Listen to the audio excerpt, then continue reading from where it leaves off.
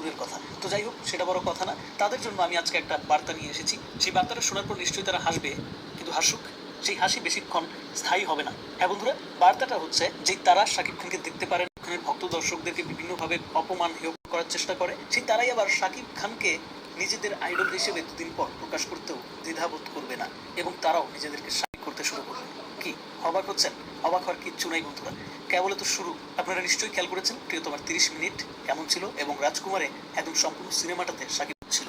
এটা একটা জার্নির মতো। প্রিয়তমার 30 মিনিটের জার্নি শেষ করার পর শাকিব খান সম্পূর্ণ আড়াই জার্নি সম্পূর্ণ করেছেন, এবং এরপর একটা 2.5 ঘন্টার জার্নি শাকিব খানের জন্য অপেক্ষা করছে।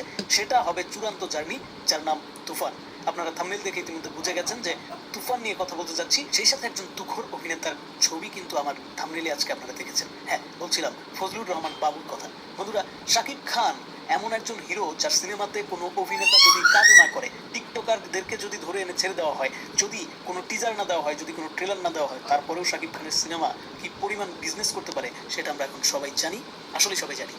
কিন্তু যদি এমন হয় শাকিব খান খুব চুজি হয়ে গেলেন, শাকিব খান বেছে বেছে কাজ করলেন, শাকিব খানের সিনেমার ডিরেকশন দিলেন রায়হান রাফির মতো ডিরেক্টর, এবং শাকিব খান সেখানে মারাত্মক লেভেলের অভিনয় করলেন, শাকিব খানের ফাইটিং লেভেলটা হলো একদমই র, শাকিব খানকে দেখে চেনাই গেল না, এবং সেই সাথে তার কোয়ার্টিস্ট হিসেবে কাজ করলেন বাংলাদেশের স্বনামধন্য সব অভিনয় শিল্পীরা, বাংলাদেশের এমন এমন সব অভিনয় শিল্পীরা যারা কিনা তাদের কোয়ার্টিস্টকে দেখে তারপর কাজে সম্মতি দেয়। হ্যাঁ বন্ধুরা, বলছিলাম ফজলুর রহমান বাবুর কথা। ফজলুর রহমান বাবু এমন একজন আর্টিস্ট যিনি তার কাজের কোয়ালিটি ভালো না হলে সেই কাজ করেন না। একটা সময় ছিল যখন ফজলুর রহমান বাবু তার কাজ নিয়ে এতটা সচেতন ছিলেন না, তারপরেও যদি আপনারা লক্ষ্য করেন তার একদম শুরু থেকে শেষ পর্যন্ত, শুরু থেকে বর্তমান পর্যন্ত তার মধ্যে কিন্তু একটা চুজি চুজি ব্যাপার ছিল শুরু থেকেই। সে শুরু থেকেই ছোট ছোট রোল প্লে করেছে ঠিকই, কিন্তু সেই সমস্ত সিনেমার গল্পগুলো ভেরি ইউনিক ছিল, এবং সেই সমস্ত সিনেমাগুলো জাতীয় চলচ্চিত্র পুরস্কার প্রাপ্ত বেশিরভাগ সিনেমা। বুঝতে পারছেন যে আমি আসলে কি বলতে চাচ্ছি। শাকিব খান এবার তার গতিপথ